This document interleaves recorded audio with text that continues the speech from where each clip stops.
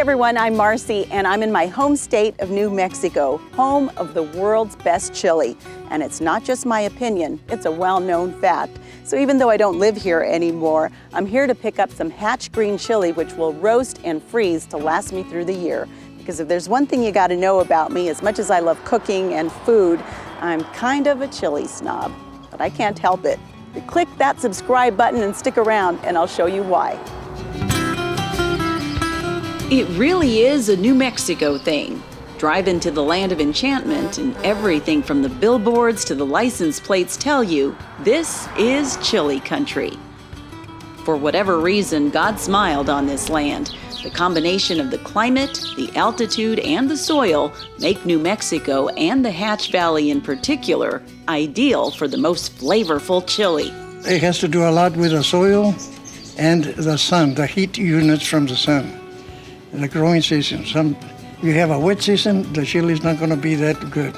I imagine it's the alkali in the soil or the nutrients, minerals. Everything contributes to the flavor. I grew up in the Mesilla Valley, not too far from Hatch. You just head south of Las Cruces, through the pecan orchards along Highway 28, and eventually you'll come upon the tiny town of La Mesa.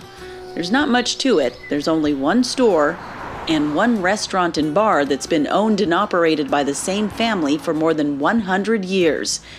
Were it not for the COVID pandemic, Chopes would have a line of people waiting to get in.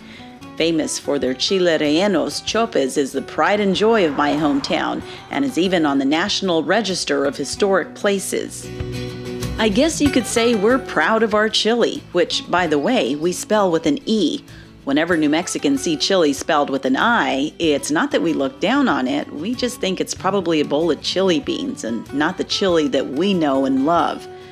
Chili with an E is the kind of chili we make delicious sauces out of, or we use in any number of ways, and it doesn't always have to be Mexican cuisine.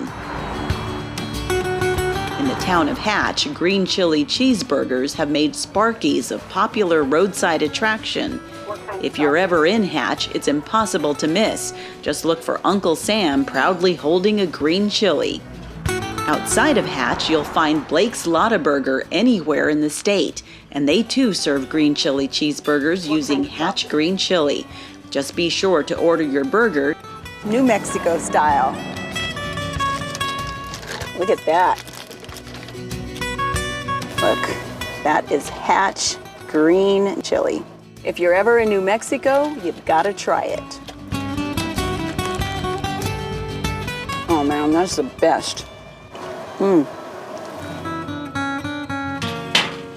But of course, our chili is best shown off in our Mexican food. And that served at La Posta in Old Mesilla is among the very best. La Posta has been around since 1939 and is one of my absolute favorite restaurants anywhere.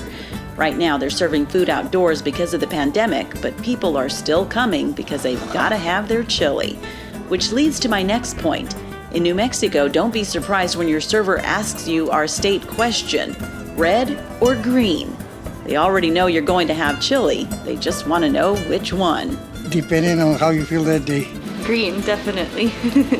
It's definitely going to be traditional red. I like both of them. Either one of them is good. Green. Definitely red. Actually, the answer is both. Why settle for one when you can have both of it? You can have it Christmas style instead. Both red and green. You should also know, while they have a different taste, red and green chili come from the exact same plant. This is what the plant looks like. It grows green and is harvested in the months of August and September, but some chili is left behind to turn red on the vine. The red chili is then harvested and hung out to dry. Some make beautiful hangings out of them called ristras that are decorative and ornamental, but that still serve a purpose. Red chili has to dry, then you break off the pods and cook with them. Red chili is my personal favorite. But right now, I'm here for the green chili, which you can buy by the sack and have roasted for you to save time.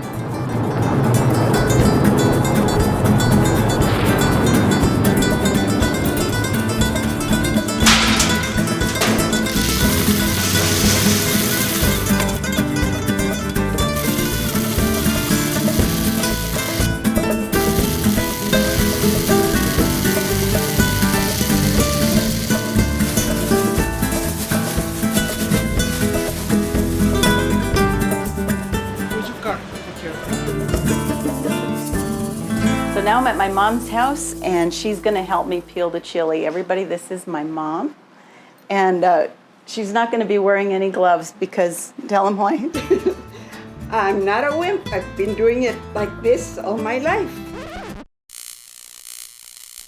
Okay, so bare hands, but hopefully she won't be complaining later tonight that her hands are on fire. So let's go ahead and start peeling. My mom knows what she's doing in the kitchen and is probably most responsible for my being a chili snob. When you grow up eating good chili, you know the difference. We're pouring ice in there so that it stops cooking. Typically, you want to peel and freeze your chili immediately after it's roasted, and it's most easily done in cold water. It's coming off nice and easily. We remove the stem on most of them, but save a few with the stem for chile rellenos. Oh, here's a good one for a relleno.